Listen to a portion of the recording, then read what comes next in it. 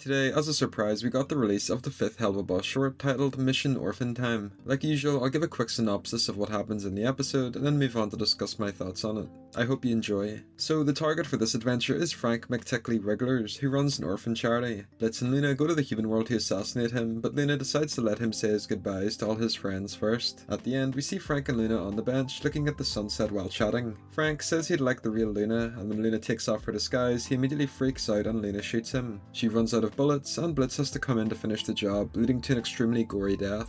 So let's get into my thoughts. First up, the animation was wonderful. It was extremely fluid, especially with all of the effects and lighting. Helluva Boss's animation has been getting better and better as time has went on, and this short is no exception. The scene at the end with the sunset and Luna looking at the camera especially, it's easily the best looking short out of them all so far. Story and pacing wise, it's again very solid. The short was written by Lyle Rath, who's a new writer for the shorts on the show, and I think he did a great first job. It's got a simple premise, and I like how, at the end of the day, we don't know if Frank was a bad guy.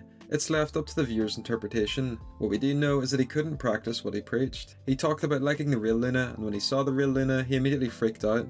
It's both funny but also pretty sad, and it's a good way of building Luna's character. It also emphasises her bond with Blitz too.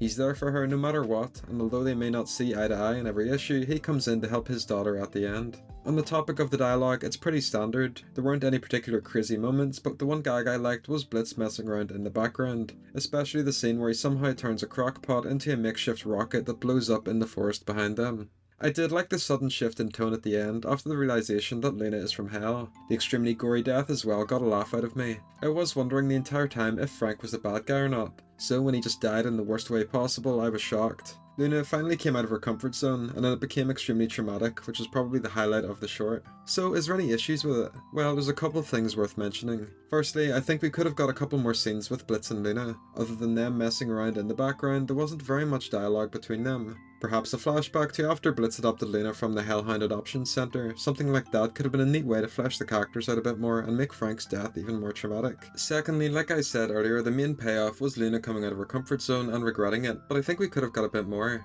At the beginning, there wasn't any particular reason that the target wanted Frank dead, it was purely out of spite. So I think they could have done something about that, maybe showing Frank going to heaven and realising he was wrong about Luna or something along those lines. I think the premise of this short will definitely turn some people off. It's the first time in a while we've had a genuinely good character die. It's not too dissimilar to Emberlyn Pinkle in that short. With Emberlyn's we got the payoff that she's now in hell, has a great design and is obsessed with Blitz. With this one we don't really see the end result, which is a bit of a shame. Like I said, there could have been something extra as the cherry on top. There were also very few secrets or references throughout this short. As anyone who watches my channel knows, I love these little Easter eggs and it adds a lot of replayability. This short is a bit lacking in that department, so I think this could reduce the chance of viewers rewatching it. And lastly, once again, I've said this with the previous shorts, it would have been cool to meet whoever the target was. One problem I have with the shorts is we don't get to find out who set the bounty. In the actual episodes, we do meet these people and get to see their awesome designs and also learn their motivations. We don't really get that here, so it means that the end result isn't as impactful. It would have been funny to see some resentful sinner that just has it out for Frank, and we find out why they want him dead so badly. So overall, I like this short, although I don't think it was as funny as, for example, the Emberlyn short. I think it made up for it in animation and overall storytelling. I'm interested to hear your thoughts down below though. Is it what you were expecting, or were you not a fan of this one? Let me know down below. As always, thanks for watching.